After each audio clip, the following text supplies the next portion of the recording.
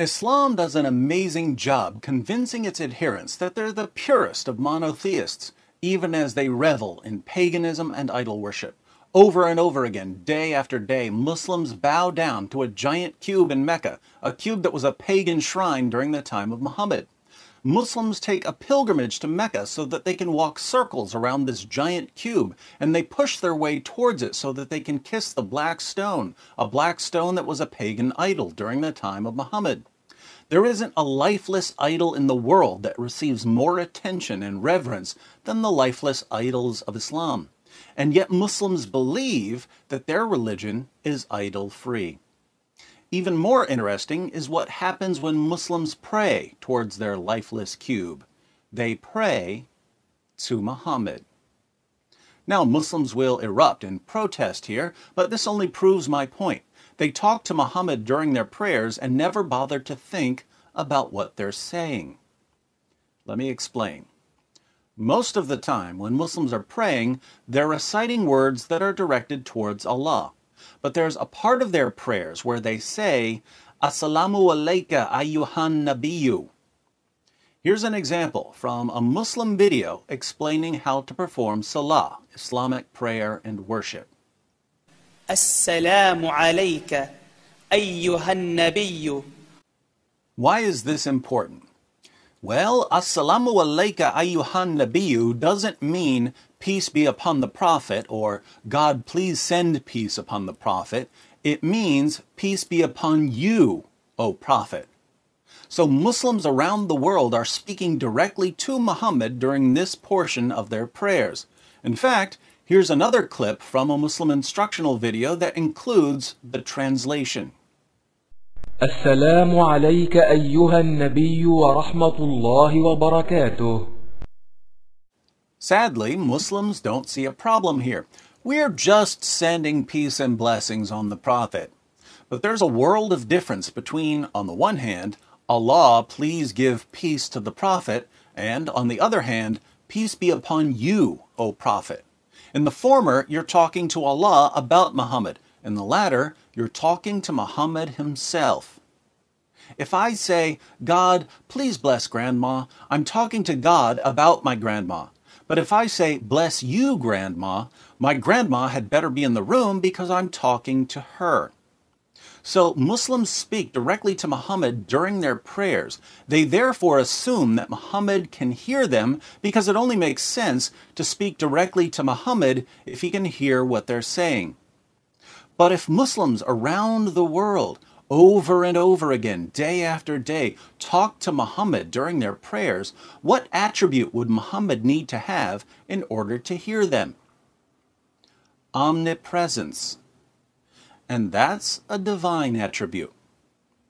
So why would Muslims, who are supposed to be extremely careful about associating partners with Allah, talk to Muhammad during their prayers and ascribe a divine attribute to their prophet? They do it because Muhammad told them to. Sahih al-Bukhari, 831. Narrated Shaqiq bin Salama.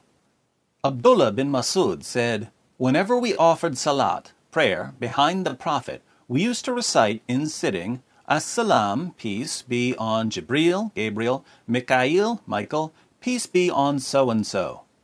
Once Allah's Messenger, after finishing the salat, prayer, looked back at us and said, Allah himself is As-salam, peace, and if any one of you prays, then he should say, At-tahiyyatu lillahi wa salawatu wa tayyibatu. As-salamu alaika, ay-yuhan nabiy wa rahmatullahi wa barakatuhu. As-salamu alayna wa alla ibadallah is-salihin. All the compliments, prayers, and good things are due to Allah.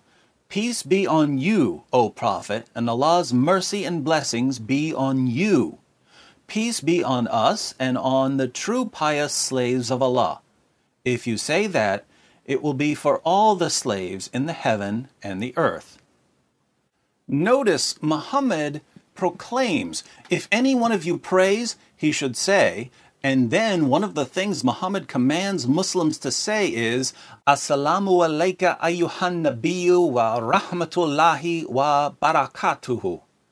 Peace be on you, O Prophet, and Allah's mercy and blessings be on you.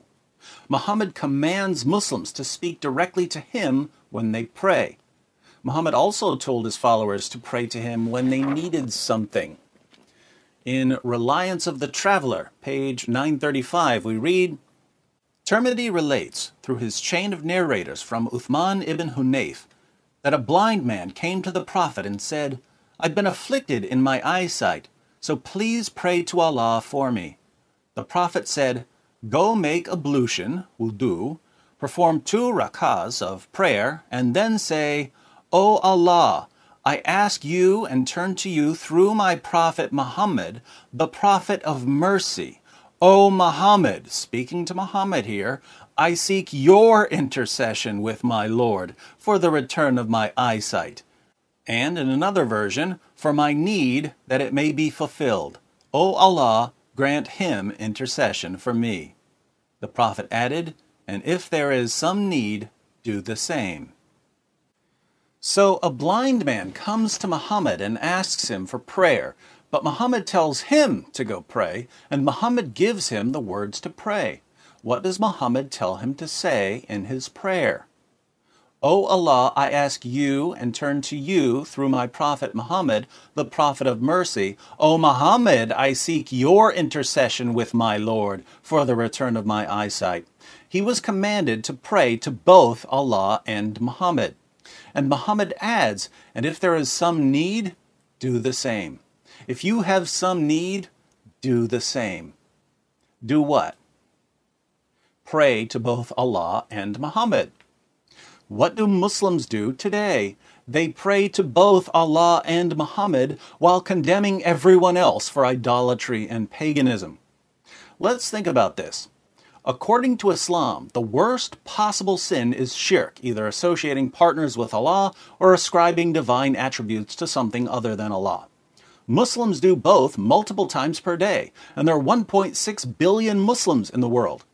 This means that Islam is the greatest source of shirk, idolatry, and paganism in history.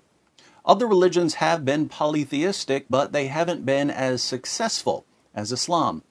So, who's responsible for Islam being the greatest source of shirk, idolatry, and paganism in history? Muhammad. He's the one who told his followers to pray facing a pagan shrine, and to kiss a pagan idol, and to talk to him again and again during their daily prayers, and to ascribe to him the divine attribute of omnipresence. But this means that Muhammad is responsible for more shirk than any other man in history. Now, according to Islam, not according to Judaism or Christianity, according to Islam, what should be the punishment for history's greatest proponent of shirk and idolatry? Surah 27, verse 90. And whoever brings an evil deed, i.e. shirk, polytheism, disbelief in the oneness of Allah, and every evil sinful deed, they will be cast down, prone on their faces in the fire. And it will be said to them, are you being recompensed for anything except what you used to do? As a general rule, if your prophet, according to your own book, is face down in hell, probably time for a new prophet.